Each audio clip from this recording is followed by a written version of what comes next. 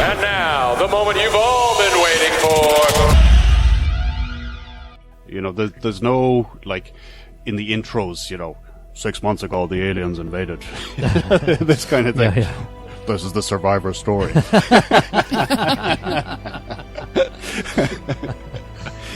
You could totally do that job.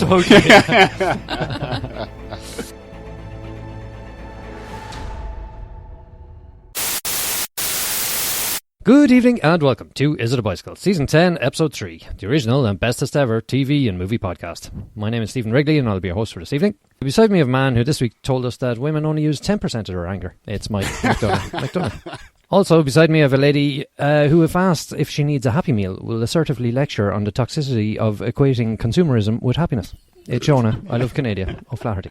Live from Vegas, we have a man who says that the best thing about being in a relationship is you can get crippling emotional abuse anytime you want. It's Sean Leonard. And in the red corner, it's our cuddly killer, a man who says learning from mistakes is only for people who recognise that they make mistakes. It's Mark, superhero Leonard. Or actually make them. See, fuck it. This week we'll be discussing some movies in the shape of Steve Jobs and Joy, and some TV in the form of Colony. Actually, when I first saw that, I thought it was Colony. Anyway. Of course, we'll have the usuals with the news and some previews, and coming to a bicycle near you. So how are we all doing? Fantastic, Hi, Steve. Good. Welcome back. Thanks very much. Yay. I'm doing good today, Steve. Today, I see. Today's an alright day. So today's Tuesday, though, isn't it? And we know what all that means. Well, I want to tell you a little story about Three Shit Thursday. Oh, Thursday. Sorry, Tuesday. Yeah, I was confused about the day, but the alliteration still works, thankfully. If it had been Wednesday, I was screwed. This sounds I have like a dog. story. I can't wait to hear from you. I have a dog, as you know, and I have a son, as you also know. And there was a day when my son was requiring more attention than usual. So consequently, my dog got less than usual. And to show me the error of my ways at paying attention to my son and ignoring him, more or less, he shat 3 times in the guest bedroom. No way. Good job, Neil. And he's house trained. Like, it's not an accident. Yeah. This was And, I'm saying I paid him not very much attention. I brought him out to do stuff. Yeah, of course. And I did remember at one point going, actually, he hasn't gone twosies. And thinking it was strange. And it gets worse, right? Because the following day, as I was about to run out the door, I noticed it. Oh, no. Oh, no. Yeah, didn't see it the day it happened. Hey. So we're getting a hotel next time we go and visit. No, don't worry. Like there's a young child in the house, and needless to say, that room has been fucking nuked from orbit with disinfectant, more or less. But so we're trying to come to some agreement now. So whenever Avery needs more attention than usual, I'll be constantly watching Neo. Right. Yeah. Just to make sure that he's not taking the hump of me. I'm not sure how I would know, to be honest. Do you know, Mark? Because he seems to have, like, he gives me those guilt-inducing looks no matter what I do. But anyway, but today is a good day. I have to say, Mark, I know all too well that guilt-inducing look that the dog gives you when you don't pay it enough attention, because something similar happened to me over Christmas. Oh, really? Only I was at my in-laws. And it was your husband. No? All right, okay. I've just about got him potty trained. Okay. And we had just been busy kind of like looking after the baby, going from one thing to the next. You know how it is at Christmas time. You're kind of having to be all over the place. And just as we were going to bed that night, my husband takes me into the front room and he's just like, Look what I did. Sorry. All proud of himself. I'm a big boy now. It's a special one for Christmas. Been saving this one up. I knew I left that ring somewhere. Oh, dear. Sorry, go on, John. I don't think we're going to top that. I think we call it a night with that. No, he's like, look at this. Look what the dog did. And the dog had pissed under the Christmas tree. Nice. It was almost like she's like, it was like close. And he blamed the dog. It Really? was like, That's brilliant. but it was almost as if the dog thought, like, this is the closest to green that I can find, so I'll piss under the Christmas tree on the carpet. Yeah. But we were in my in-laws' house, and I couldn't let them know that the dog pissed on their carpet because you don't want them getting angry that you're bringing a dog into their house and like resentful of the fact. So we had to like stealthily clean the carpet while his parents were asleep upstairs, hoping that overnight while we slept the carpet would dry. Back to the same colour. Yeah. And we pulled it off. They still don't know our dog pissed on their carpet over Christmas. Wow. It's a good thing this doesn't go on the internet. Yeah. Just don't write it up in the blurb and I think we'll be safe. I wonder how that could happen. You better read very nice to me tonight, Sean. So the check still hasn't arrived. For those listeners paying attention to my saga of my broken TV, I was promised a check last week by a certain individual working for a certain company, hired by a certain broadband provider. And I'm starting to get a bit nervous, frankly, that this person was just a pretender. And that he rang me up and behind him all the guys were going, yeah, he thinks he's getting a check. So, and now I wish I'd paid more attention to hear if I could hear people making sounds like Mike just did in the background. But either way, I am checkless, but I do have 1.5 TVs in my house, which I guess puts me further ahead than most people. So what I was thinking was, the house next door to me was broken into 1.5 years ago. So what about if every time when I go to work, I switch TVs? Just imagine the sheer joy if I land at home and they stole the one that works. Sorry, stole the broken one, didn't find the one that works.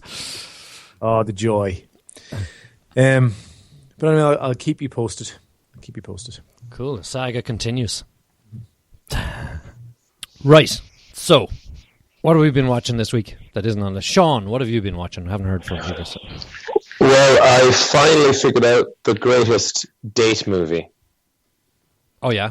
Don't tell me it's the Human Centipede because it is not. No. No. The answer may still surprise you, despite all those wonderful suggestions. Saw. No. It's actually The Pirates of the Caribbean. What? Oh, really? Pirates of the Caribbean, Curse of the Black Pearl. And, there's two reasons why. One, there's a wonderful, fun drinking game to do with Johnny Depp's performance throughout the film. And also, the music is maybe some of the best I've heard in a film in general. It makes the whole evening quite exciting. Huh. Are you not in severe danger, though, of... watching that film? No.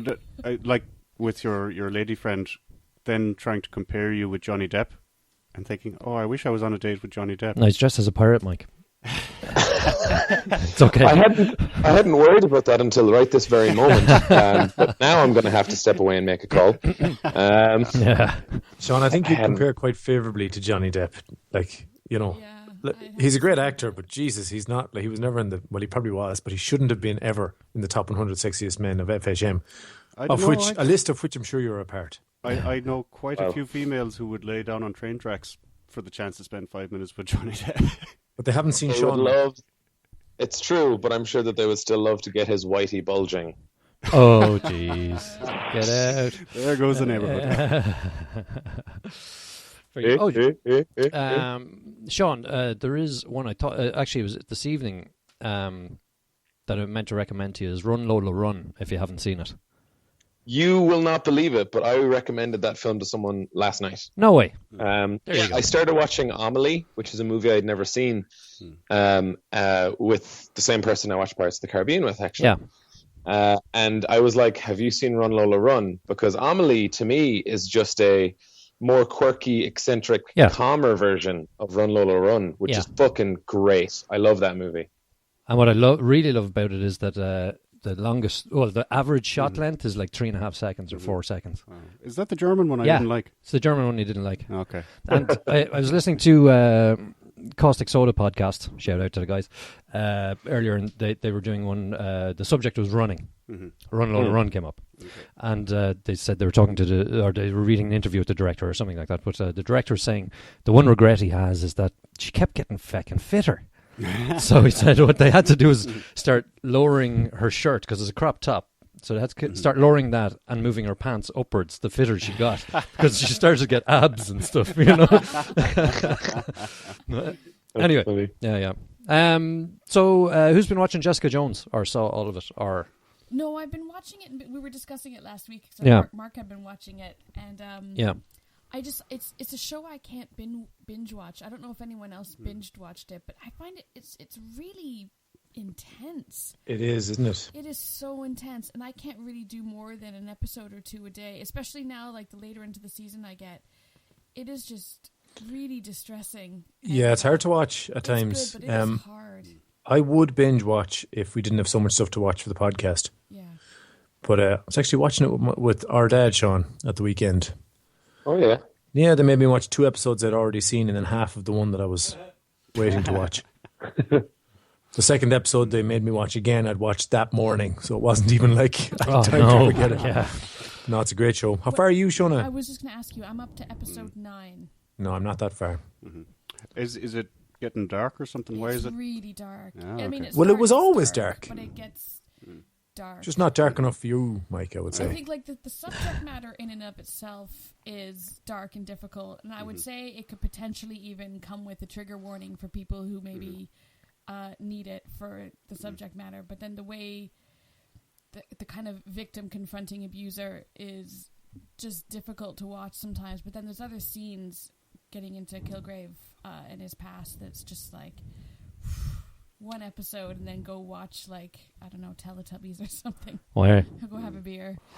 Has she changed her clothes yet? I don't think so. Filthy, Mike, filthy.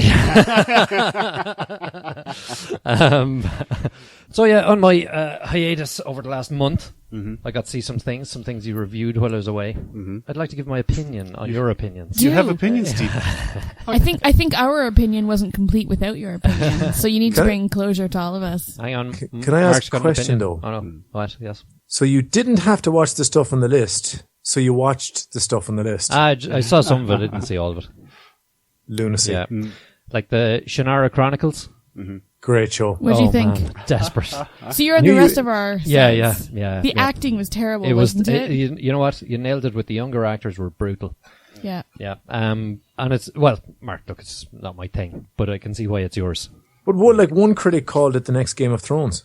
Yes, one. That one critic is batshit crazy. Maybe the next Buffy. Yeah. Yeah. That told tree thing. Yeah. It's nearly as good as Buffy, actually. I would probably agree with you there. Mark, stop. Oh. And the trial, you know, the 7. Maybe they'll people do to a get musical across. episode. Oh, jeez, it's terrible. F is for family. Mark, I totally agree with you. It is absolutely brilliant. F is for fantastic, and not fuck you guys, like Mike said. Yeah. I watched the whole season. It's brilliant. Really? It's brilliant. Yeah. Now I have to agree. You do have to take a break from it because it can start to stress you out because of the situation that he's in. It gets too real, as Yeah. Sean Yes, said. but I have to agree. It is the best opening sequence. Okay. It just tells you everything you need to know. Yeah, the opening credits, character Yeah. establishment, me and Sean talked a lot about. It's brilliant. Great, okay. What else was there? What else do you have? I suppose What else? you probably identified with coming back for Korea. Yeah. The Hateful Eight. Yeah, what do you think? It was a long walk in the snow. I have to agree, but I did like the movie. I thought it was great. It's great. I love when Tarantino does dialogue movies. And I think this is one of his dialogue movies. And I just love his approach. I love his angles. I love just the scenario that he puts it in. He doesn't try and hit it as a classic Western, but he hits it with sort of a reality Western sort of angle, which I like about it. Mark? You come up with a great idea, Steve. Yeah. It should have been called The Hateful Eight, A Long Walk in the Snow. Because then people know what they're getting. And they'd see the start and go, oh, this must be the long walk. Yeah. We'll wait for the 8. I really enjoyed it. I thought there's some... All of it? Yeah. On the start. This was the film whose review had a lot of sexual innuendo because there was a lot of, is the climax worth the build-up? And was there a climax after the climax? That's I always a good didn't even question. see the film, so I'm tapping out of that combo. And you know, it's kind of one I might watch again. Because Really? I think now, granted, there are scenes. I think Sean touched on it that you could have thrown away, like where they're putting the stakes out to make a rope out to the outhouse. That I you actually think- liked that scene because it kind of characterized the danger. Yes, it did, and how bad it was outside, and why no one left. Yeah. Yeah, Exactly. yes. And I think they had the same scene in The Thing. Yes, but I don't think that In- one in was, The Thing? Yeah, I don't think that one was needed because they'd already established that it's fucking shit out, you know. Yeah. With the whole door and the stables and getting from the stables back kind of thing, you know. So anyway, I thought it was a great movie, and I didn't see the ending coming, I have to say. I knew being Tarantino there was going to be something, you know, some angle was going to come along, but I didn't see that one. I didn't hear an awful lot of criticism of the violence against women in it. I think he was accused by some groups of being a bit of a misogynist, but then I mean, it was pointed pretty out in to your him face, that, like yeah, but it was then pointed out to him that had it been a man, he would have been treated the exact same because he was a prisoner and by a bounty hunter. So they sort of said, "Look, there's no argument there, really." So violence against women is equality now? Yeah, apparently so. It's I guess it runs both ways in this Murky case. waters. Yeah, Murky yeah, waters yeah. we're in right now. Yeah. Moving on. Deutchland 83. Mike, have you been watching this? I watched the first and second ones. Yeah, I think I've the third, watched a bit of it. Have you? Yeah. Yeah. The third one's out today. What do you today, think? actually. I'm enjoying it. The ad on enjoying TV for it is like, it's now like the coolest show on TV. Yeah, and that sort of puts me off. Yeah. Nearly, but don't do that. You're ruining it. Don't make it cool. You've got no merit. Don't try. No, I think it's really good. Did you watch This Is England 90? Excuse me. Sorry, I yawned It my way sounds through that boring. question. If you say it with a yawn. Let me try that again. Hey, Steve, did you watch This Is England 90? No. Either did I. No. Just No, I didn't. No. Deutschland 83, though, it's set in the Cold War, and it's a guy who is recruited to go spy for the other side, and it's sort of his trials and tribulations, I guess. But it's very good. It's very good, compelling, I would say. Oh, that's good. Compelling viewing is Compelling, yeah. great. Also saw Sherlock, the latest one. The Abominable Bride. I'm glad you attempted that. Yeah. Did you see it by any chance? Yeah, I did. Yeah, of and what do you course. think? I love Sherlock, so I will Yeah. always watch them. When we were discussing it, we were saying it's kind of neat the way that they did it because obviously there's kind of layers within layers. It's Sherlock set in the past, but it kind of illuminates some of the Moriarty stuff of the present. So Yeah. it was well done that way. What did you think? I wasn't as sharp as Sean, as in I didn't see the. I don't think the any of ending. us are as sharp as Yeah, Sean. no, that's true. How Sean guessed that ending, I still don't know. I actually lay in bed sometimes awake at night just being like, how the fuck did Sean figure out where that episode was going? Many people do lay in bed at night thinking about me. Yeah, I really enjoyed it though, and it's I love the other angle that they threw in it. I'm saying angle a lot, but Yeah. I love the way the flashback and the flash forward and how they Yeah. interacted. Yeah, it was great. It was great. Very creatively done. Did you guys happen to see Shadowhunters? No. Nah. What's that? Not yet, but surely it's for review in a future podcast. Okay, I won't say too much about it then. Because I really like the look of that. We reviewed the trailer, and I was thoroughly up for watching it. It's right up my alley. And you know what? I think you'll love it. I think it's supernatural meets the Hunger Games. The Hunger Natural. It's it's a more of a modern approach on Buffy kind of thing, really. Buffy was modern. Buffy defined No. pop culture for years. Early 90s, Contemporary. nearly 20 years ago. Is, But yeah, but that's when it was on. Right. So, Star Wars. I took your advice. The machete. Yeah, like I had seen the 6 before. Would you believe I still haven't seen the 7th? But I went back and rewatched. I'd believe it. Using Are you the serious? 45236. You've managed to postpone watching the new film just to do your homework properly. I know, You're so incredible like dedication. grown up. Did you watch it machete version with anyone who hasn't seen them? I watched the episode 4 with family, and then the rest Risky, with myself. because sometimes family aren't respectful. Yeah, and I had family dipping in and out of the others as I was watching them as well. I hate when people do that when you're watching Star Wars. No, the reason why I asked is because the machete version has a much more powerful reveal about Leia than the original trilogy. Oh, So if you go 4, 5, yeah, and you're like, what? Yeah. His dad? yeah, And then you go back and you watch 2, and then at the end of 3, yeah. when you get the reveal about, The stuff, yeah, the stuff, yeah, then you're like, oh my God, I did not see that coming. yeah. Whereas like in Jedi, when it happens, you're kind of like, oh yeah, all right. Yeah. So when he said there's another, that's who he meant. That's You know. true. That's true. That's So that's the best sell I've heard so far for going back and watching episodes 2 and 3. So I might consider doing that now. Now that I've been converted yeah, to the light side. yeah, I'm pretty pumped about number 7 now. I'm more pumped than I was. I've seen it twice. Yeah. Have you? Yeah. Oh, I can't wait Me to see it. too, actually. IMAX 3D. Oh no way, Sean! How cool was it? Yeah, it was so good. Like it was great. Like the 3D, I forgot about, and I haven't decided yet in my life whether that is a good or a bad thing. Because sometimes I like when 3D becomes layering, when it just becomes, you're in the world. But I also really like when shit comes out of the screen and like goes for you. Yeah. And then I'm like, oh no. And I spill my popcorn, and it's very endearing. And before you know it, their arm is around my shoulders. So, Who saw The Danish Girl? I did not. I put that down actually. Yeah, I Yeah. thought that was a great film. Right, tell us. And is its nomination vindicated? So I've kind of been caught out here now all of a sudden. So I saw that The Danish Girl was nominated, and I knew somebody would make me watch it. So I decided to pretend I'd seen it so we talk about it here. And I could avoid going on to Are the you list. serious? You put it on this list that I wouldn't make you go to the cinema for it. Have you seen it, Steve? No, I haven't. No. Balls! You No. were the one who was going to save me.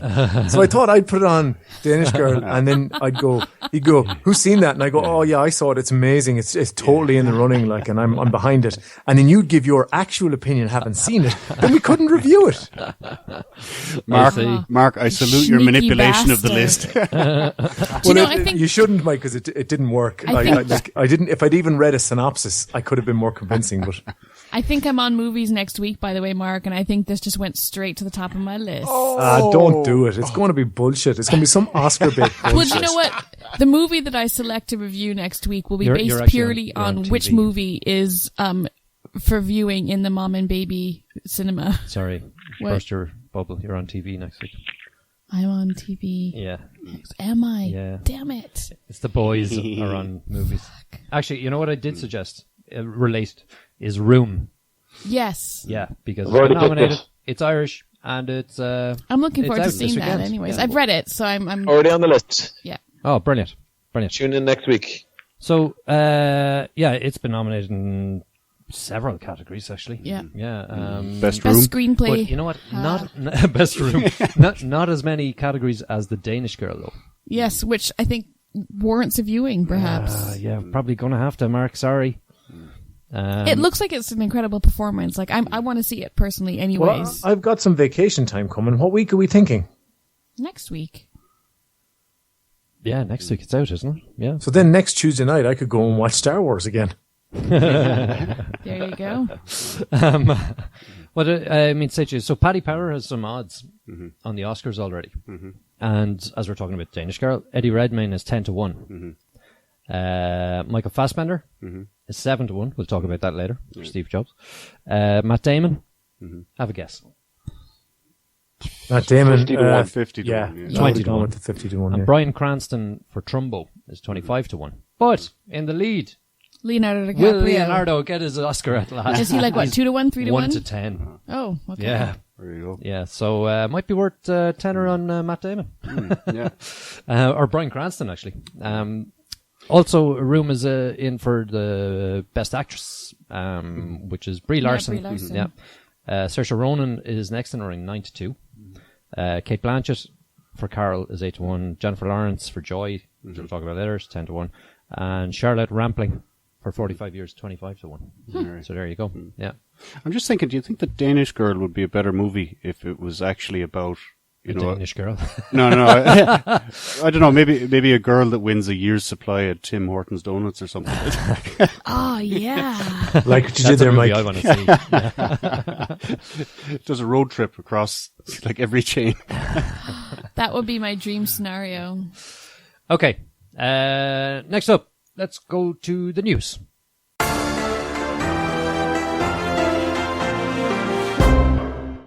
I think it's very impressive that the producer told you in time to go to the news, because when the producer was producing our episode without you, the producer was forgetting to tell us to go to the news. Yeah. And the news almost didn't get brought Is to that our why it was viewers. a bit late that time? Yeah. That's- The producer has We- since we been did given a fire pay him, didn't we? I rise. thought we fired him. No, Mark wanted to give him a raise, okay. so that's why you've been given the prompts Okay, yeah. for the news. Ah, nice. Okay, news. Jessica Jones renewed for second season at Netflix. I've only 2 items in news today. That's one of them. Okay. Right. Second I'm so excited about this. Stan and Ollie. Stan and Ollie. Yeah. Why does that ring a bell? Laurel and Hardy. Ah, okay. Yeah, the movie's going to be made. Wait till you hear the casting, though. Go on. Steve Coogan and John C. Reilly. Oh, Jesus. Now, put John C. Reilly in a bowl cut. Yeah. And Steve Coogan with is in a sort of a, what do you call it, those twins that did the Eurovision? One of those haircuts, you know. Jedward. Jedward, yeah. So it's going to be set in the twilight years of the comedy legend's career. The film will focus on their farewell tour of Britain's variety halls in 1953. So at the time, they're still happy to be working together and they keep their partnership alive. And but there's a darker undercurrent. Their past comes back to haunt them, and Hardy isn't at the best of his health, let's say. So there you go.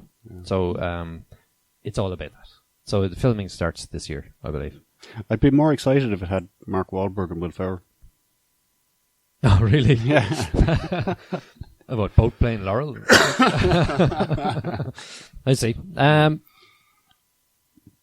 Also this week in the news, I don't know if you guys have seen that Netflix has come under fire from network television because Netflix isn't reviewing, they don't release their viewership numbers. So while they claim that their shows are, you know, the most watched, you know, on TV, and obviously we've seen a paradigm shift for how we're all watching television now. Prove it.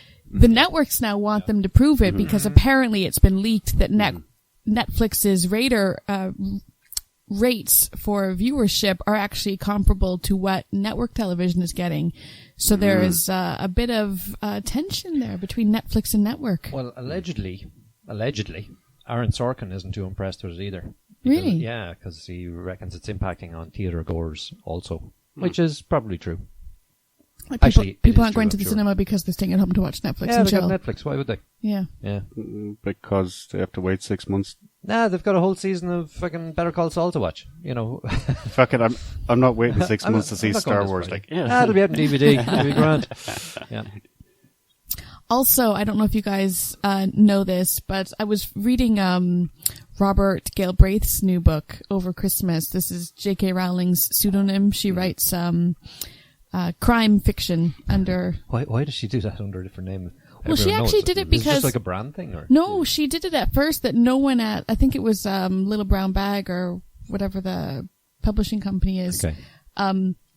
Where only her editor knew her identity, and she was actually just trying to write without, because I'm sure as J.K. Rowling, it's going to be hard for her to write anything that isn't going to be be good as I don't yourself. think it's, no, she's made so much money. I don't think it has anything to do with pressure. I think she just kind of the brand of J.K. Rowling and Harry Potter, and maybe she just wanted to try something new without her canon following her. I don't know, but the secret got out. Like one of the executives' wives ended up telling someone, and the secret's out. So now everyone knows. Yeah. But she's written the third or the fourth book of the Cormoran Strike novels. He's the lead detective in these books, and they're so good if you're interested. I've never read crime novels before.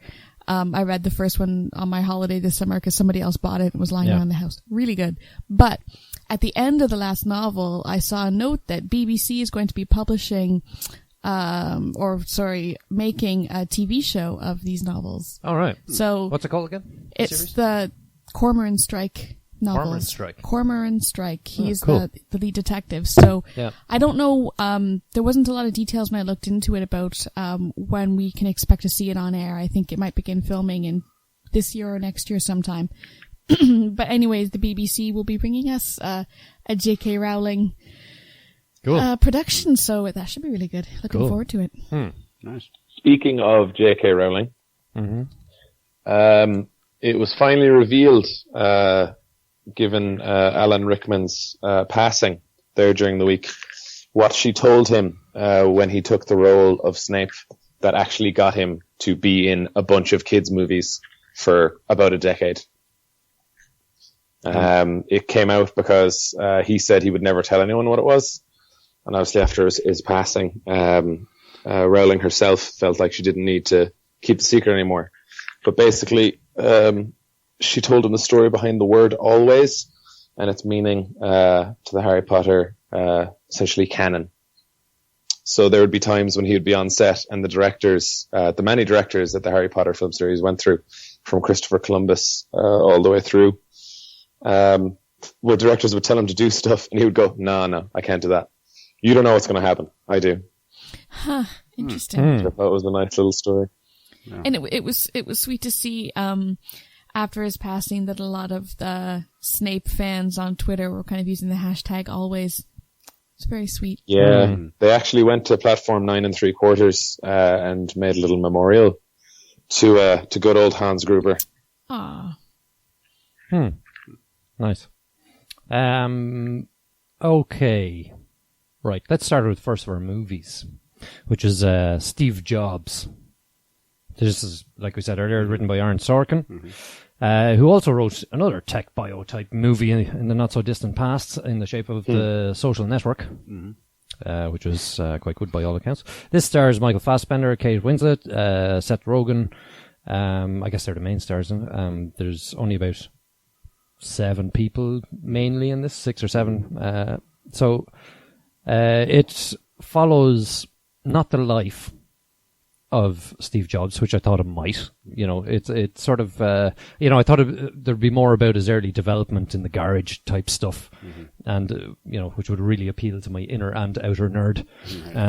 So it's not about his life; it's more about why he is Steve Jobs and why he's known as a bit of a tit and the reasons he was a bit of a tit allegedly. Yeah, so it's a dialogue movie, some great writing.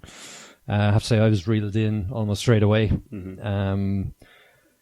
And the only big issue I had with it was the ending.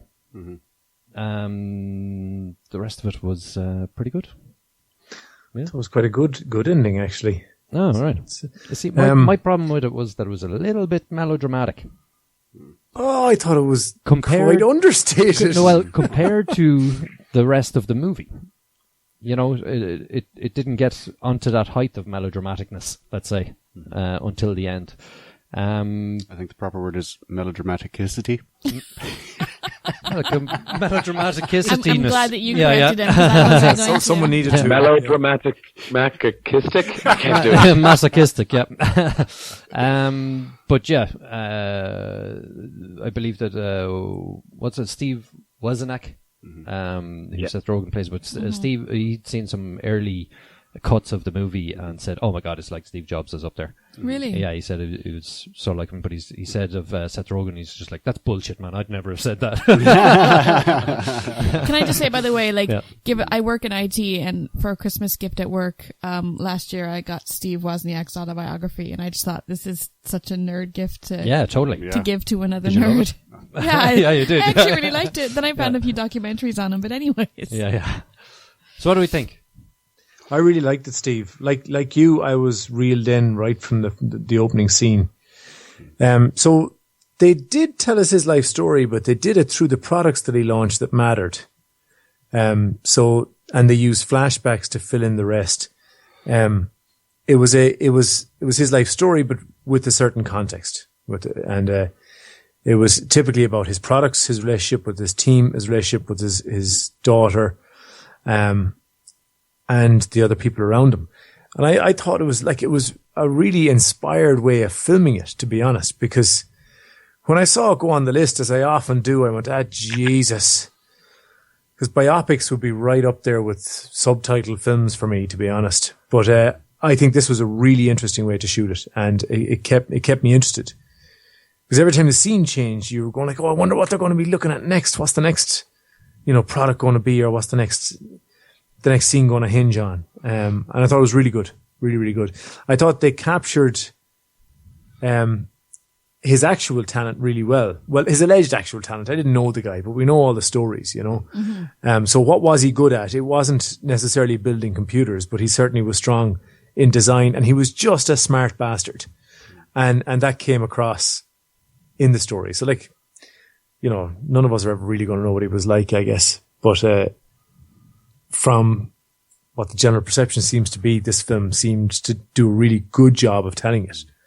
So I enjoyed it. And just as a film, if you didn't care about Steve Jobs or what he did, I think it's interesting in its own right, because there was a lot of almost reeling in the ears type information happening at the same time. Well, absolutely. So, yeah, I really enjoyed it. Really enjoyed it. I don't have a huge interest in Steve Jobs, really, because I knew about his career and what happened and so on, and I sort of saw it on the list and I thought, oh God, really? Another movie about Steve Jobs? But yeah, I was nicely surprised. I don't think there's enough there for Fassbender, though, to get the Oscar. No, I don't think so either. No. That was my next question: is the acting performances? No, there's been a lot of talk. It was really good. No, I was supposed to tell me about the acting. How did you think it went? He was great. Yeah. How was the accent? I thought they were perfect. Yeah. So I don't know the guys that they're talking about. I don't watch. I've never heard Steve Jobs speak. I don't fucking need to. I wasn't really interested in watching this film because of Steve Jobs. I put it on the list because of Aaron Sorkin.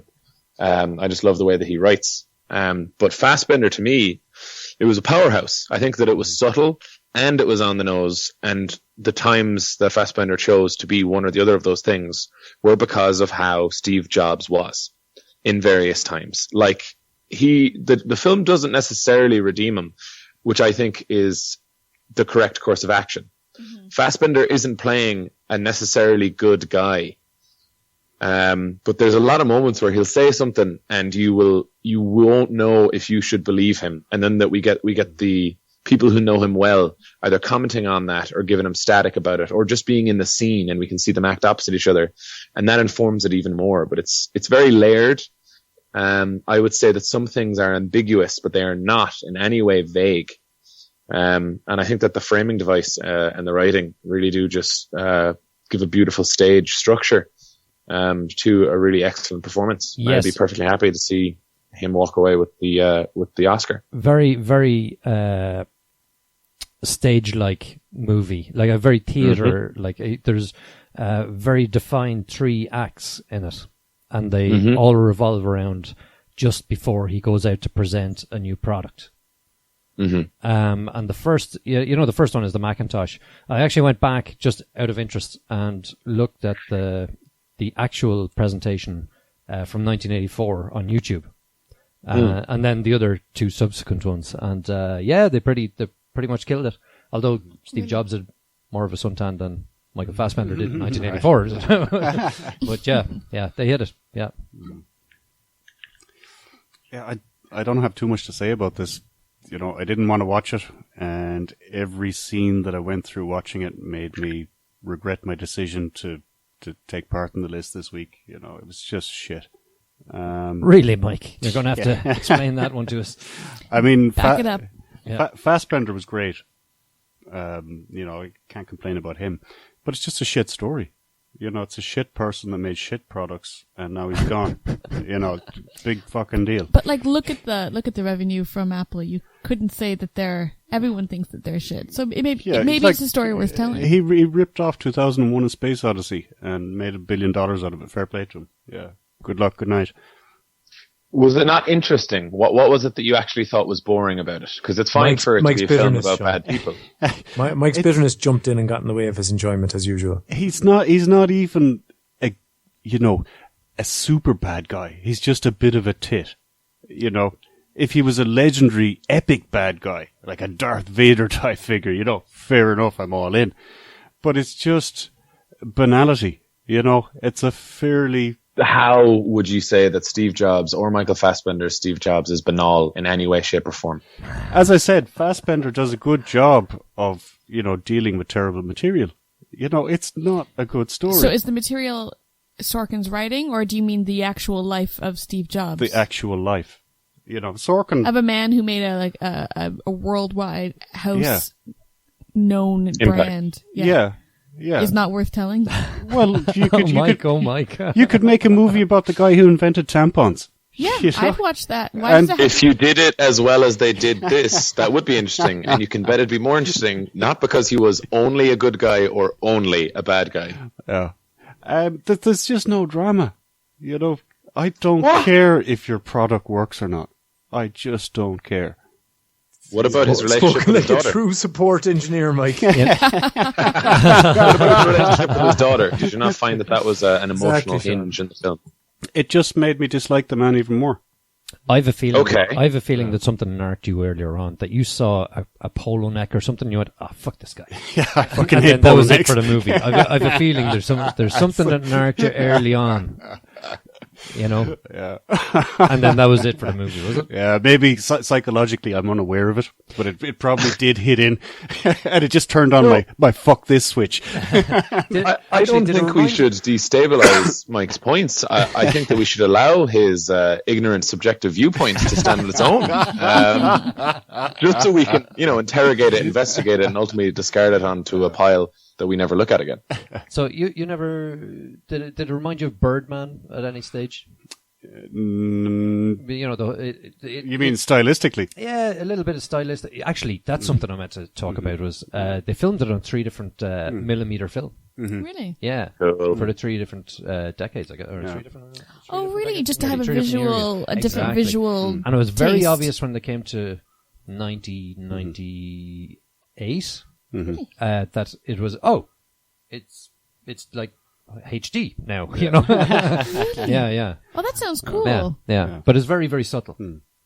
I think that might be the straw that has broken my back. I mean, I want to see this anyways, but I really want to see this now. I don't know why, but that makes me really interested. But I know what narked my my point being, the Birdman link was that Sorry, Steve. Yeah, sorry. He's backstage before these things, and they never actually go and show him doing the presentation itself.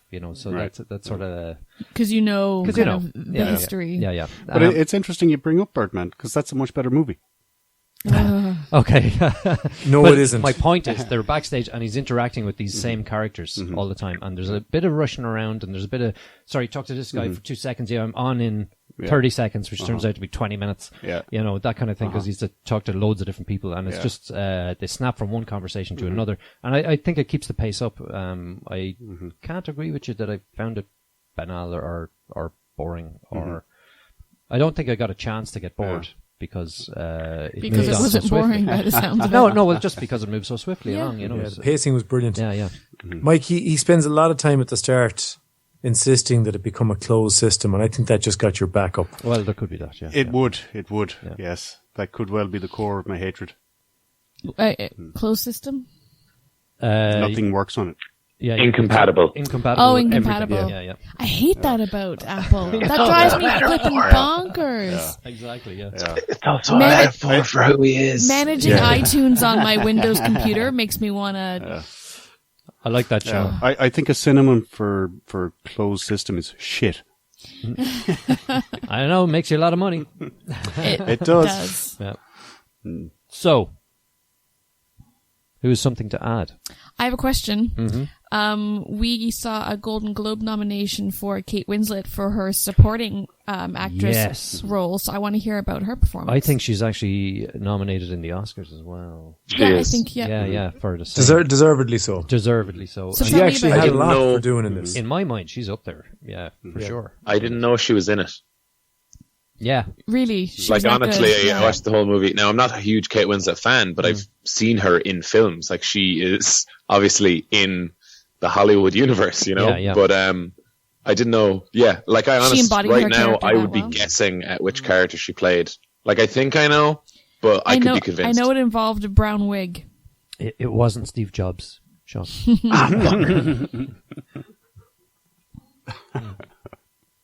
So, do we want to mark this then? Oh, fuck. Yeah, it's a tricky one. Mark, we'll start with you. Yeah, you may as well. I think it's a 7, Steve. I'm very close to an 8 on it. And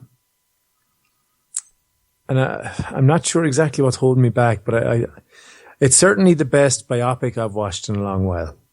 Yeah.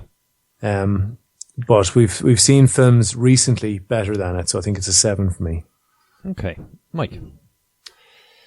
I don't know. If you think tech geeks I don't know what making money movie you are watched. exciting, then yeah, go and watch it. But I was thoroughly bored. I'll give it a 4.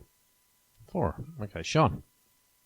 It just reminded me how much I can't wait for *Halt and Catch Fire* season 3 to come back. know, I can't wait. Yeah, I know. I love watching tech geeks do shit. I love this film. I think it's one of the best written films I've seen in a long time, and one of the best acted and directed.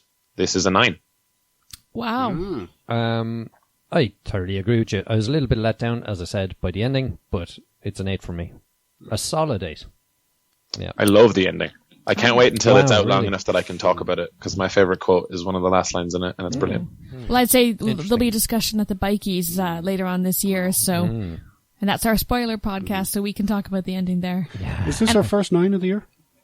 I think so, yeah. I think it might be First our first 9 of the year, yeah. Next up, we watched a TV show called Colony. Was that intentional? It was, yeah. Who wants to tell us about this? I'll do it. Good man. Colony. The aliens came. They fought the humans. We lost. Now we live in colonies. This show follows a family in one of these colonies in California, and the decisions they must make about whether they will collaborate or join the resistance. Yes, nicely done. So this stars Josh Holloway, also known as the blondie long-haired dude from Lost. And what's her name? Sorry, Sarah Wayne. Is it Callies. Callies? Yeah. Oh, great. Dr. Tancredi from Prison Break. Yes, it is actually. Yeah. Sawyer And Laurie from, from The Sawyer Walking from Dead. Lost. Good Yeah, spot, Laurie good from The Walking spot. Dead and Dr. Tancredi. Yeah. You know, I kind of knew that I wasn't going to like this before I started it. How come? Because Josh Holloway's in it. Oh, No. come on. And it's not anything to do with his performance or anything, but he's usually in stuff that's not that great. Did you not like Lost? Yeah, no, you see, Lost wasn't that. Come on, who says Lost is great? You know, Lost is great. no, it wasn't great. No. Yes, it was. Okay, we've differing opinions. That's okay. And there was something else he was in recently that wasn't great either. Did he have a superpower or something? I can't remember. Bionic. Yeah, that was it. Yeah, Intelligence. yeah. And that went a long way, didn't it? So they form. They have a couple of kids. It opens with a normal family having a normal breakfast, but they do a lot of silent nodding at each other and glancing at each other for long periods, and you sort of know something's up. Meaningful glances, you know. Oh, and looking at photos on the wall. And then we see the backyard out the back is covered in razor wire. You think, uh-oh. Yeah. And there's, I thought they had an orange fetish or something at the start, but it turns out that no, that's their only source of food at the moment. But anyway, it's an interesting concept, but we've seen better. I think I was going to say, it's a concept we've seen before, though. Yeah. So earlier this year, we had The Man in the High Castle. Man in the High Castle. There was also the one we're living in that town. What do you call it? Wayward Pines. Wayward Pines. Thank you. We've Which had was boring and dumb. Shut the fuck up, Sean. You don't know shit. we've had Robot Overlords. Yes, I remember that one. Yeah, and they're all sort of the same type of thing. And this is just another sort of. I'll take a bit from that and a bit from that, and we'll get these two guys in that people kind of recognize, and then Is It a Bicycle will say, it's kind of crap, and no one will watch it. Yep. That's how I saw it anyway. That's very mean, Steve. Anyone beg to differ? I do. Okay, tell us. I like Man in the High Castle. And I like Wayward Pines. No. Yes, I like both of those. And now that they've merged the two, I like it even more. Oh, really? What did you like about it? I particularly liked the opening scene because you have, the knowing glance or whatever, but there's a thing about an egg. I didn't get that. Without telling us anything, they have showed us that they're poor. It starts off with a suburban LA thing, could be Beverly Hills 90210 or whatever in the very first few seconds. And then you see him trying to rescue the egg that he has dropped on the floor.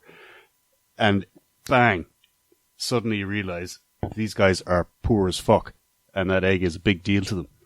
Yeah, it does make you notice that resources are scarce. That was kind of what stuck out. Yeah, and you didn't have to have a backstory conversation. Say, do you remember when the aliens came? And So I appreciate the fact that they made the effort to show us rather than tell us. Man, I've seen you spill beer, mop it up and squeeze it back out of it.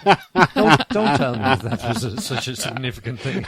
I think what Mike is trying to say is that it was a really good explanation. Oh!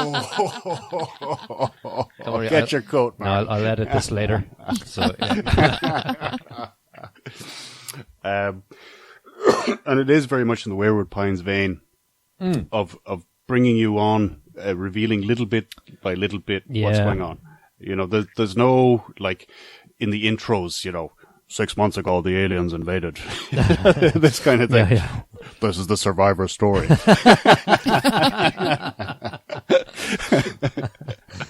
You could totally do that job. So, like, I don't have the instant hatred that you do for Mr. Lost Guy.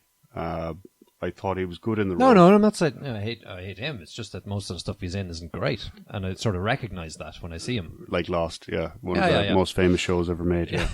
One of the biggest disasters ever made. Yeah. In your opinion?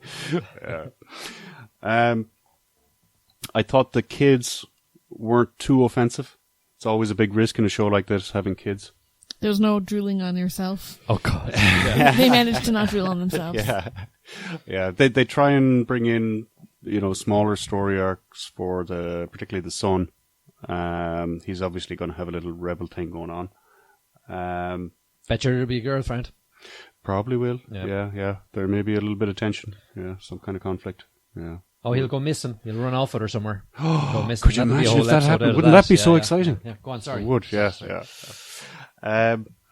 But this, I think, what's missing for Steve is that he's not American.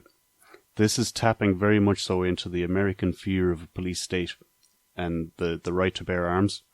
And there's nothing that Americans hate more than the idea of being disarmed and having cops telling you what to do. I thought it was a police state, isn't it?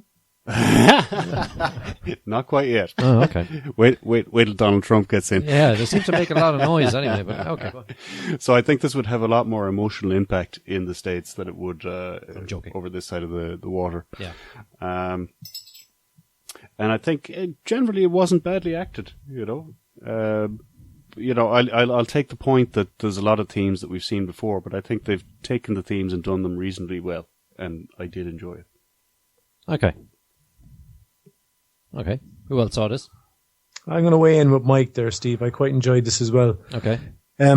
So there's a lot of tropes we're familiar with, but I like the delivery, much as Mike has said. I thought there was a couple of things that stood out for me. The kids in this are good. I know we've kind of covered this, but there's a scene on the bleachers at the high school that I thought was really good because it begins. And again, this is a lot about the way the show is written and the way they like to introduce concepts. But it begins as a standard American high school scene, and then it transitions very quickly into something different, and it's done seamlessly and well. And I thought it was well enough acted that it carried a bit of gravitas. So I think there's a lot of good things about this show. This is, I think, really well cast. Josh Holloway gets to do a role that I haven't exactly seen him do before. Like, he's a father of a family, but because he's so handsome, you're like, you know what? If he ends up being better at fighting than maybe he should be, I'll believe it. That's fine. So I appreciate that a lot. I go back and forth about whether or not I like Sarah Wayne Callies and her acting, but I love her in this. One of the great things is that the tension is heightened for everyone, because if you need something, whether that's food, water, medicine, guess what? You have to fight for it. You have to do something to get it, whether you trade, you beguile, manipulate, whatever it is that you got to do to get it. And I like that. I like that there is a constant hum of pressure and tension. And it really makes it real when you realize, look, there's certain things that you could do to alleviate the pressure. There's certain things that you could do to make life easier on yourself. And that is all acted really well when we see one of the characters in this who is recurring, if not a main character, who I'd love to learn more about. It's a great performance. He was in House. I don't know his name. I just know he's great at acting. Yeah. They really specifically made the character and the actor Jewish in this as well. Mm-hmm. Which they reference and is kind of pointed. He looks a lot like Steve Carell. I was going to say he's a Steve Carell lookalike, isn't he? Yeah, for sure. Yeah. But no, I was really excited, and I actually got to see the premiere of this at Comic-Con. They had a bunch of soldiers in the uniforms of the guys in the show, ferrying people around in rickshaws and stuff, and in Ubers, and it was pretty cool. So I got to see the premiere and ask some questions. And one of the things that I complimented them on was the sex scene in this. There's a love scene between Josh Holloway and Sarah Wayne Callies that I just thought was really well acted. And I was like, how the fuck did you guys just show up, pilot episode, day one, and now you have to, do this on like one of the first days of shooting? Turns out they made a movie together like 10 years ago when they weren't famous, really. That never got released because they weren't famous then. But they had like some love scenes in that. So they got all their like nervousness and shyness or whatever out of the way. And they would like run into each other at various, probably because they go to similar conventions and events, because of the types of show that they're usually in. So they kept in touch. So basically they came back to have this relationship in the show, both after having had kids and being able to add that and their various maturations to these roles. And I think it really paid off. And I genuinely care about their relationship, even only after the pilot. Yeah, I'd agree with you. I think their relationship was one of the more interesting aspects of a show that I found personally otherwise fairly boring. My respect for you has gone so high up right now. Yeah. I only review Steve with the hopes of gaining your respect. Nice. Well, tonight you earned it, Shona. With every opinion I form, I just think, what would Steve do? I know. I know. Just dripping with irony. So this pilot myself, I found out when I was watching it, I found that there was too much samey that we've seen before. Yes. And while there are elements that are done well, I think, Mark, your observation about that high school scene, although it didn't really stand out to me at the time, I think you're right that they did it very seamlessly, moving from a very kind of natural, everyday high school moment to something that is quite different from what any of us would have experienced in high school. It does show that scene was written really well. I also agree with you, Mike, that, the fact that they could use an egg to tell a whole backstory, also done really well. The relationship, it's interesting, but all of those things to me don't combine into an episode that I was very interested in, and it doesn't kind of come into a future that I want to see more of, because I can tell you, having seen this kind of struggle before, what the future episodes will be based on, potentially what the season finale will be based on. You can almost plot the arc yourself without having to watch it. Yeah. And it does. But if you don't watch it, you won't know whether it will surprise you or not. Sorry, Steve just got pom-poms out and I'm very distracted. So you couldn't see him, but I could see him behind him just nodding and going, "You go, girl." And all that in a bag of Steve, take that fucking bunting down, will you?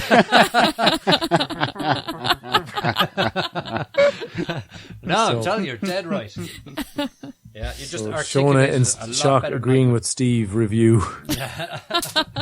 We're going to rename the podcast. Shona and Steve agree on. Yeah.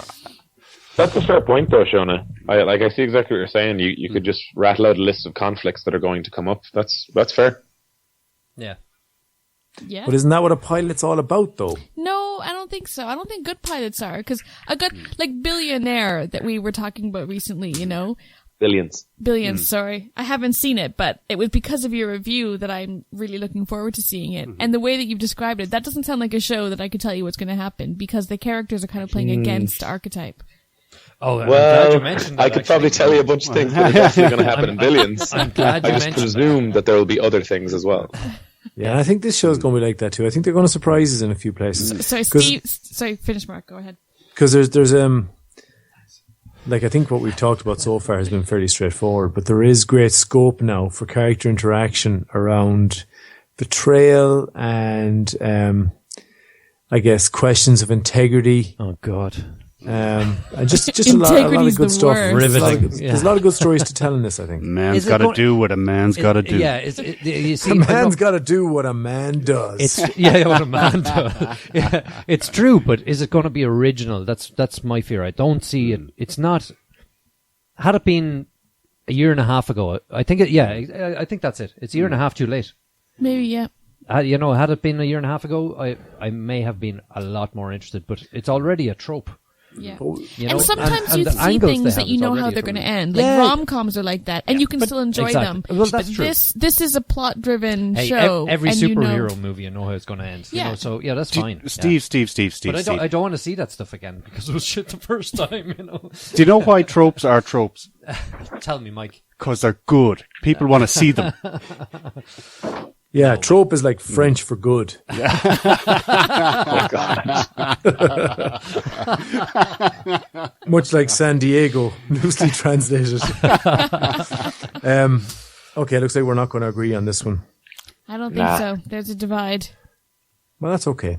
That's okay. That's why we do the podcast, so that we can fight. Okay, thriller or filler, Mark. Thriller for me, Steve. I can't wait to watch more. Sean It might be 2016's Terra Nova. or Z Nation. Sean. It's thriller from me. I have higher hopes, I think, than many of you, and I will be reporting back. Okay. Mike. Totally bought into this. Wow. Thriller. Not surprised there. Yeah. Shona. This is filler from me, Steve. Nice one, Shona. Fist Thanks. bump. Fist bump. Yeah, filler from me as well. Do I get a pay raise now? Oh, totally. You get a bonus anyway. She gets paid? Shit. There's no glass ceiling in this podcast, Sean. Sean never heard about the checking account. Did he?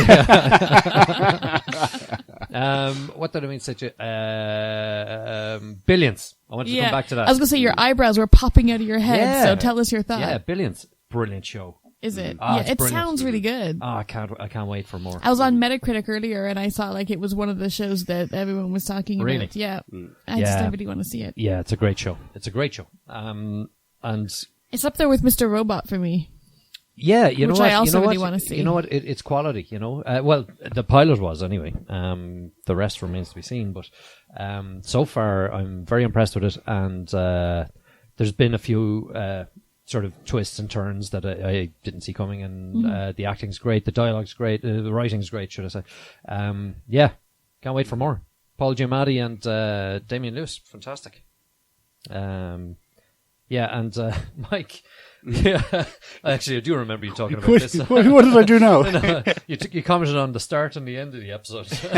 I knew you would. Anyway, you'll have to watch that. It's just a thing. To find out. Yeah. Okay. So next up, we've got the second of our movies, which is Joy. Who wants to tell us about this? I will. So Joy is a film that IMDb describes as the story of the title character who rose to become founder and matriarch of a powerful family business dynasty. Spoiler. It's the story of Joy Mangano, I think, or something like that. I should check it. Anyways, starring Joy is her name, starring Jennifer Lawrence. We also have Robert De Niro and Bradley Cooper as co-stars in the film, and it's basically the story of a housewife who's working as part of the family business of a garage, and she comes up with an idea for a mop. It's called the Miracle Mop, but it looks a lot kind of like the Swiffer. As in the Miracle Mop? The Miracle Mop. Oh, really? Yeah, she's the founder of the Miracle Mop. Oh, right. And so she has this idea, and Bradley Cooper owns the QVC station, who sells match made to in Kmart heaven. and stuff. Yeah. Wow. And so that's where their relationship, their business relationship is formed. Robert De Niro plays her father. She's got a bit of a messed up house, family life. The dynamic between her half-sister and her parents is a bit messed up. So she's working really hard. She basically makes no qualms about the fact that she wants to make money. She wants to be successful. And she really believes in this idea. But of course, things, the business end gets a bit murky, and it's a bit questionable whether or not she will be able to make her millions on this idea. So we see the story being told of how the Miracle Mop came to be. Oh, so from what I gather from you, then it's a blue collar success, entrepreneurial success story. It is, but one thing that should be noted is that it's based on this life of a real woman. Yeah. But everything I've read about it is calling it only semi-autobiographical, and that there's actually quite a number of fictional elements of the story that we see in the film. Okay. Although the general truth of, Joy inventing the Miracle Mop and becoming... So there's a bit of artistic license in there. There is, and they've been quite open about that, the fact that there is, some fictional elements to the story that we see on screen. But, yeah. Okay. So did anyone else see this film before I I jump saw it. in? Mm-hmm. What did you think? Well, no, I'm interested in your opinion, Shona, because this passes the Bechdel test, I'm pretty sure, a few times. Yeah, it does. I think that's kind of what it So instead of a man, they're talking about a mop. Does that pass the Bechdel test, really? I guess. No, she talks What if it was a male mop? She talks to her sister-in-law about business, and she talks to and the other business investors who are women. So what drew me to the film originally was that I liked the idea that this is a film about a woman who is just kind of saying, I want to make money, I want to be a successful business owner, and that's her priority. Normally these tales of success stories are men. Yeah. So it was kind of interesting to see a woman, especially in the era it's set in of the 70s, kind of determined to make a business idea lucrative for her and use it as a launch pad into becoming the founder of a very successful enterprise. So I thought that the story that they wanted to tell was interesting. Unlike Mark, I do like watching biopics. I find them interesting. I think almost any subject matter, even a film about the founder of tampons, Mike, could be interesting if it's told well. I still can't believe Mike went there, to be honest. I know. I hope it was female that invented it, and I hope that movie is made. So I didn't know this was a true story going in, which probably helped. I didn't know it was a biopic. Had I known it, I would have questioned how we choose our content for the podcast. 2 biopics in 1 week. Yeah, shouldn't we spread that shit around? Either way, so I, what's the word I'm looking for? In principle, I hate this film, but there was big parts of it I liked. And I've been struggling to reconcile that within myself since I watched it. What elements did you find yourself liking? Was it the acting? Was it the story? Was it the setting? Thank you for breaking it down for me, Shona. It's so much easier now to understand. Just spell it out for us, Mark. Was it the intro, the middle, was it the end? If I was telling someone the story... Was it the words they use or the pictures we saw? If I was telling someone the story of what happened in this film, right? Say someone like myself who's into the actiony films that I'm into, they would just go, I'm never going to watch that bullshit. And that's what I would have said as well, had I known the story going in, because literally all I knew about this was that it was called Joy and ye fuckers are making me watch it. It's kind of like for me, Whiplash. When I try to convince people to watch it, I'm like, it's about jazz drumming, but it's it's good. Yeah. Yeah, it was funny because I messed up last week when I was doing, and I was singing a part of a song, and the musical director goes, "Is there a Mars bar on the floor? Why are you looking at the floor?" Straight out of Whiplash. And then someone else picked it up and went, "Was he rushing or dragging? Rushing or dragging?" And then he goes, who's out of tune? Somebody's out of tune. Anyway, it's probably, these jokes are probably being made by musical directors the world over. Yeah. But anyway, I digress. So the story, when you think about it in the abstract, is boring as all hell. Someone invents a mop and is successful. Hooray. And I think we would probably pick out the elements of the story that are fictional and introduced for the benefit of the movie or the book, whatever. Because it did seem like she had, a near incredible amount of struggle to achieve what she had achieved. But that aside, they kind of, that broke immersion for me a little bit because I was just going, Jesus, can anything else go wrong with this poor devil? Like, but what I did like was Jennifer Lawrence's performance, and I did like the family life. I wouldn't have minded seeing a bit more of that. But on the main, there wasn't enough of that to keep me interested, and I was quite happy when it finished. And I thought the way it finished was weak. It was one of the weakest endings I've seen in a film ever. There's a couple other things that I didn't like. It was using a voiceover, I thought, in a very awkward way, that didn't contribute nearly as much. I thought like there was just a lot wrong with it, that detracted from Jennifer's performance. Because I thought she was really good. They should have given her a bow and arrow, granted, and it would have been a lot better.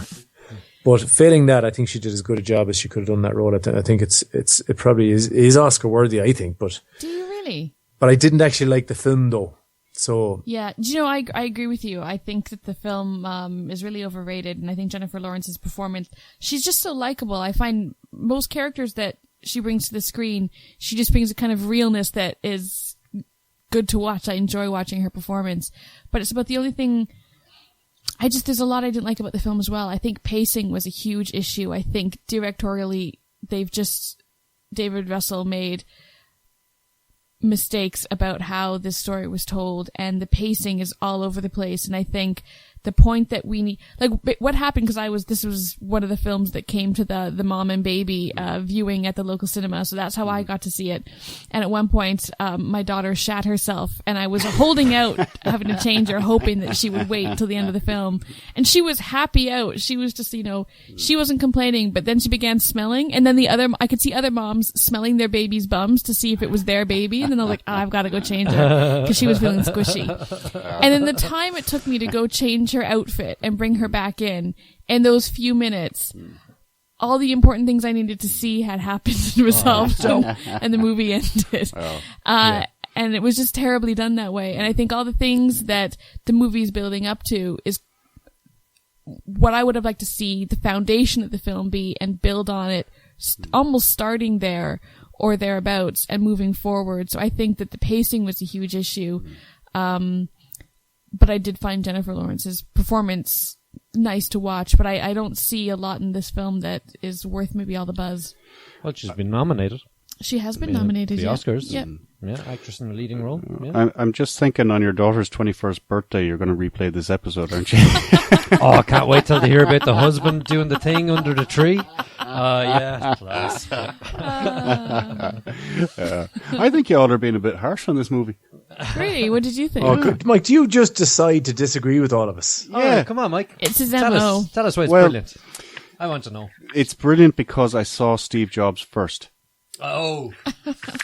And this was polo next then. This is a welcome relief. Here is a good solid product that everybody needs and is compatible with every floor in existence.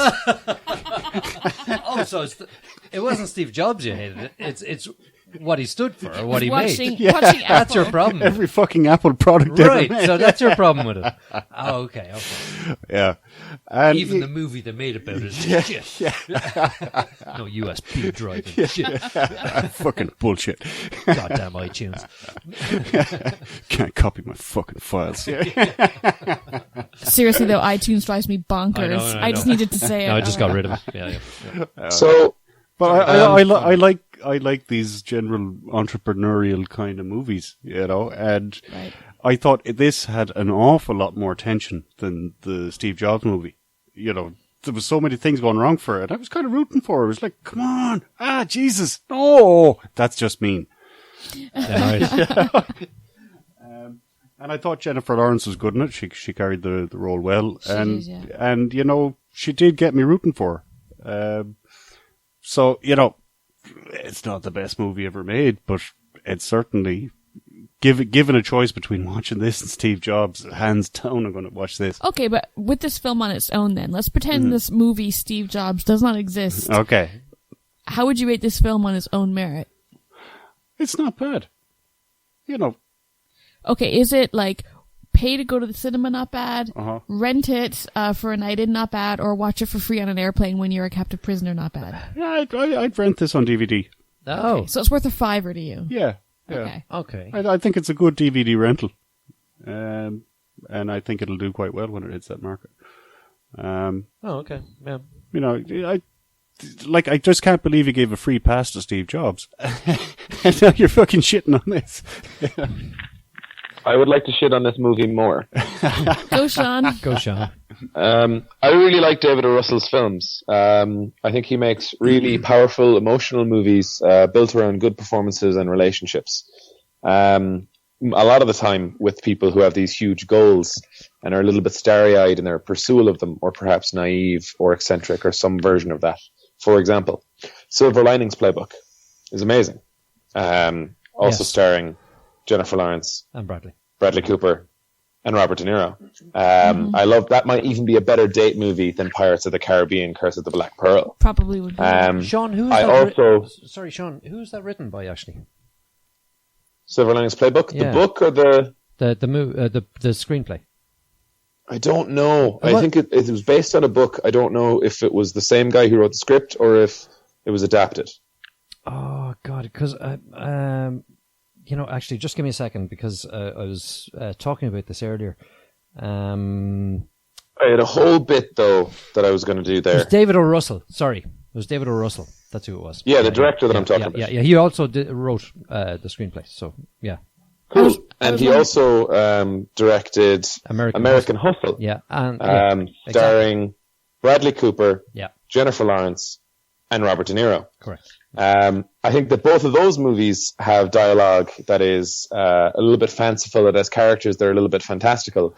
And there are good reasons for that in those films. Silver Linings Playbook is about people with mental issues, with addictions, with just general problems existing and coexisting in society. American Hustle is a fucking crime caper where a bunch of people are conning each other.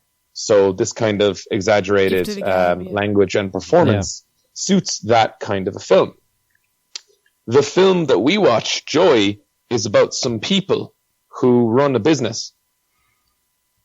There is no place for the kind of bullshit dialogue that was in this movie constantly for it to be in any way realistic, believable, or useful to driving the plot. Yeah. I was a big fan of Bradley Cooper in Joy, perhaps because one of his main roles was, this is how the real world actually works. So I still liked his performance in this movie. Jennifer Lawrence is good, but she's not great, which is unfortunately the same thing I have to say about the movie. Mark is completely right about the completely unnecessary and labored voiceover, the narration, with a twist that everyone saw coming, because it's the same twist that time pulls on everyone who has ever lived and ever will. I sound really, really upset and unhappy right now.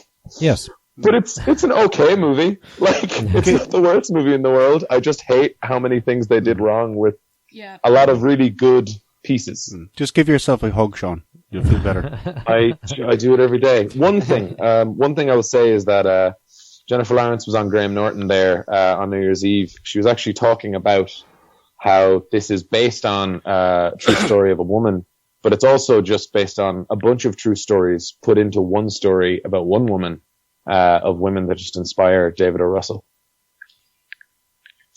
That's kind of interesting. Yes. Nice one, Sean. Okay, do we want to mark this? Yeah, let me have a think here. Okay, while you're thinking, I'm going to start with Mike. I thought this was alright. It's no classic, but it's watchable. Certainly when it comes to DVD, I give it a 6. A 6? Alright, okay. Sean? I give it a 6. I agree with Mike. It is watchable. It's not great. I don't think Mike understands the rating system. I know. It's a 6 for me as well. I'm kind of surprised by your mark, Mike. What is that? Your mark, Mike? Because you're kind of gave the impression that you liked it a bit more than the 6. Well, I got the impression from the reviews that were going on here that you guys were all thinking 2s and 3s. That's B-level category, Mike. That's what we give your films. So I felt I had to stand up and defend Jennifer's no, honor. No, that's okay. 6 is above average, and that's okay. Yeah, that's right. Cool. Shauna? Do you know, it's funny, I'm also going to give it a 6 because I Wow. think a 5 means it's bordering on don't bother watching it. And I think watch it, but just don't pay to go to the cinema. Like, No. watch it on an airplane when it's free. Okay. Or DVD. watch it when it comes on TV next Christmas or something. Yeah. Okay. But that's it. 6. Okay, cool. Might be on YouTube soon, actually. Bear in mind that Steve Jobs got 4. From you. And a 9, Mike. Okay, so next up we'll have some previews. Coming to a bicycle near you.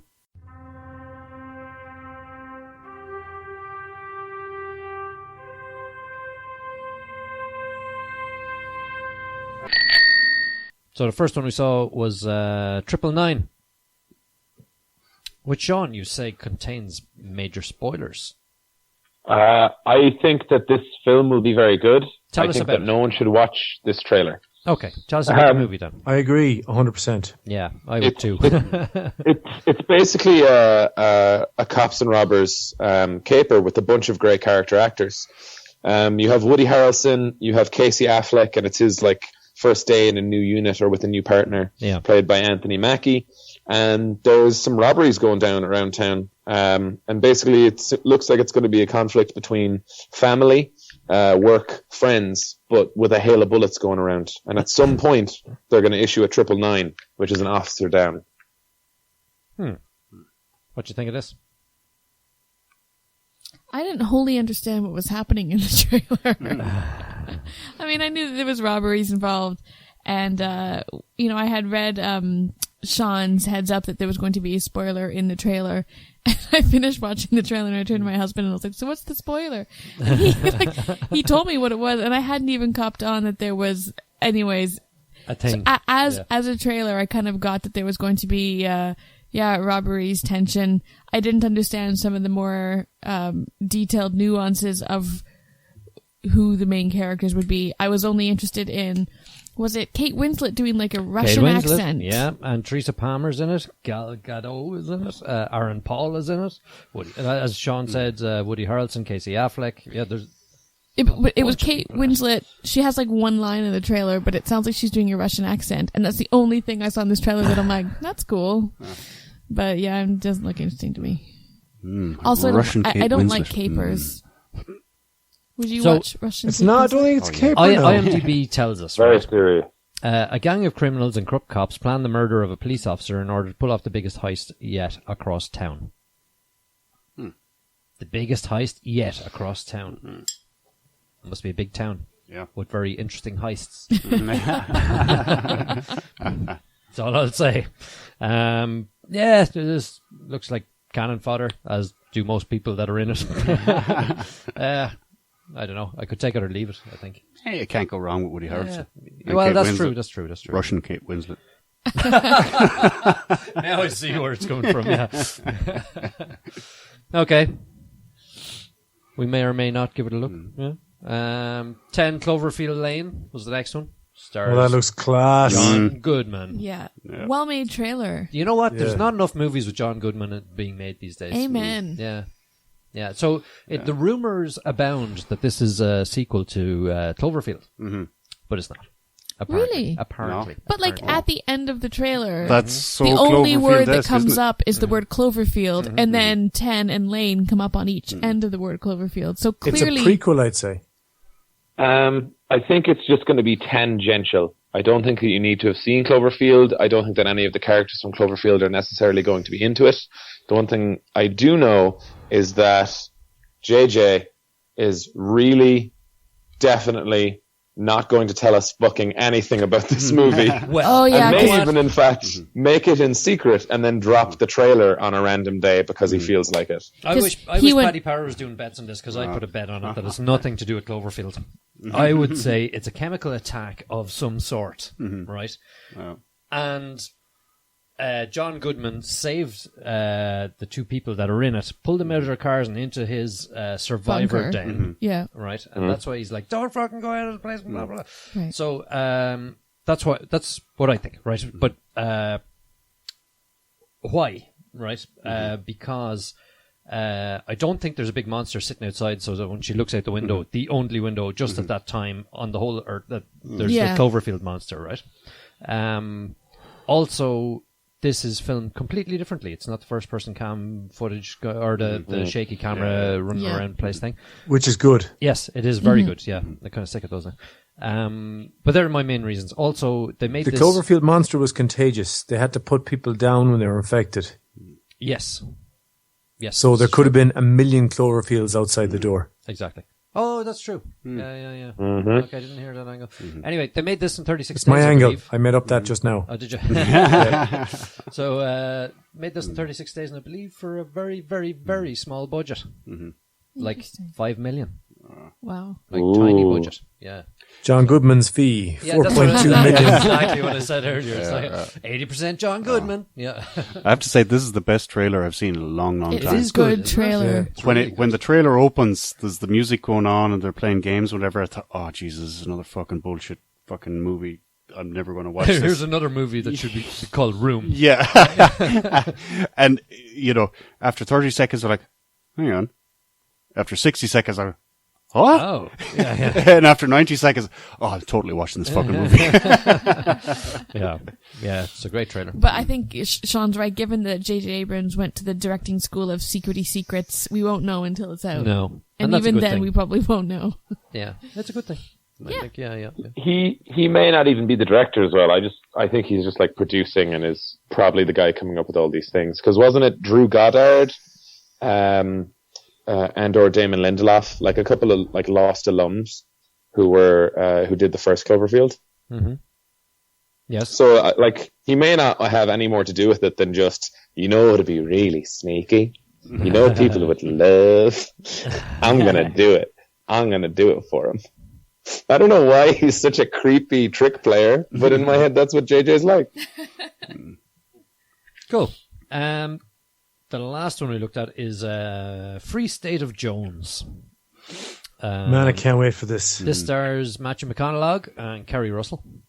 And it's... Is that Matthew McConaughey? I thought it was Christian Bale. Was that Kerry Russell? Yes. they all had a Great bit of makeup, yeah. They all had a bit of good clean dirt on them there. Yeah.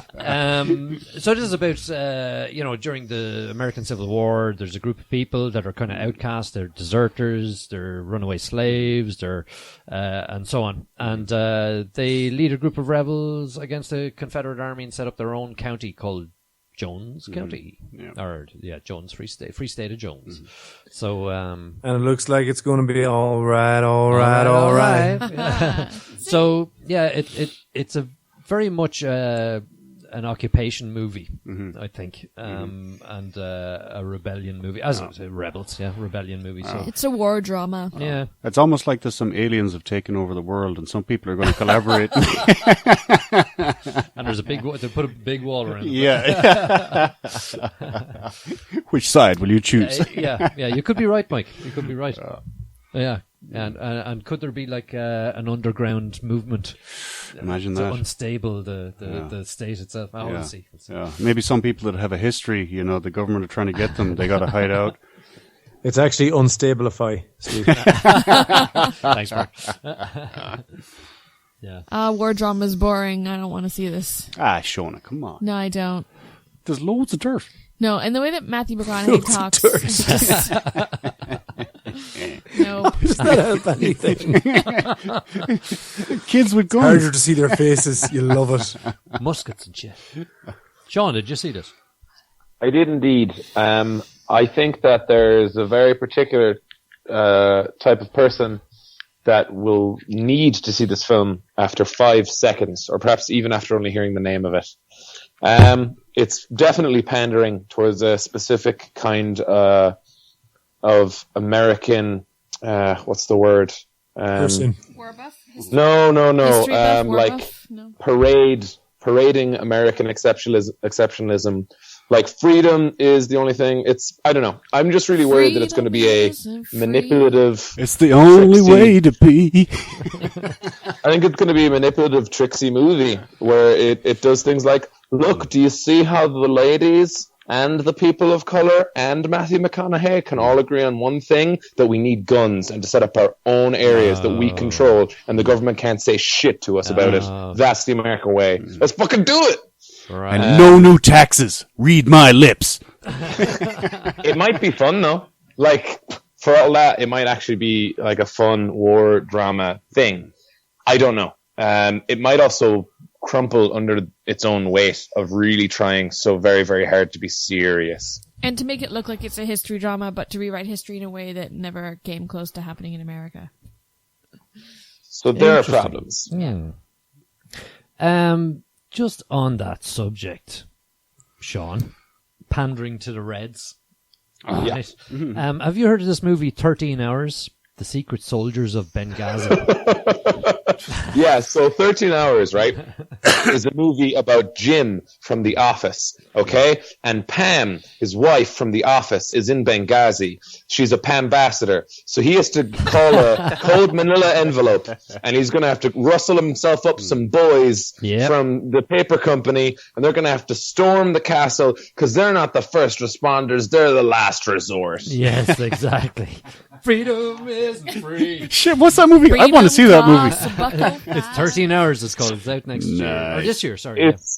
It's literally, it just came out, and I'm definitely going to see it. It might be the worst thing in the world, but it looks like it could be fun bad. Oh, it looks like hilarious bad. Actually, our good old buddy David Constable's in it. He is indeed. He seems like he's going to be in Constable. 3 scenes, and after every one, he's going to wash his hands and collect his paycheck. I think that John Krasinski's performance, it will be interesting to watch as well. I think he very much took this role to try and not be Jim from The Office anymore, and to not only get indie romantic comedies. Like he's trying to look like Bradley Cooper from American Sniper. Yeah. He wants some of Emily Blunt's Sicario? No, the Tomorrow one? Edge of Tomorrow? Edge of Tomorrow. He wants some of his wife's Edge of Tomorrow money. That's Maybe. what this movie Could be is. that as well. That sounded like it could be the first 10 of the year for me. But wait, Mike. There's more, Mike. Guess who's directing it? Or who has directed? Michael Bay. Oh, perfect. All the stars are in alignment. Yeah. There is only one movie this year, folks. You heard it here first. Oh, God. Oh, God, no. Actually, the guy who wrote it, the screenplay, he also had Was a hand... that Jesus Christ? No, his name is Chuck Hogan. Close enough. He had a hand in The Town and what was the other one? The Strain. Ah. Yeah. The best TV show of a couple of years ago. Well, yeah. So it's based on a book, Mike. So you can go ahead there. Michael Zukoff wrote, or Mitchell Zukoff wrote it. So you can get a head start there. So Nice. Yeah. So can I do that all too pretentious? I read the book. I read the book, but the movie isn't as good, I'll be doing that next week when we review Rooms. So. Yeah, but Michael, I read it in Latin back in the day. Fuck you, SA. Yeah. Off of some vellum. Yeah. So I think that's all we got for this week. Yeah. Sayonara. So from Mike, Mark, Steve, Sean, and Shona, stay classy.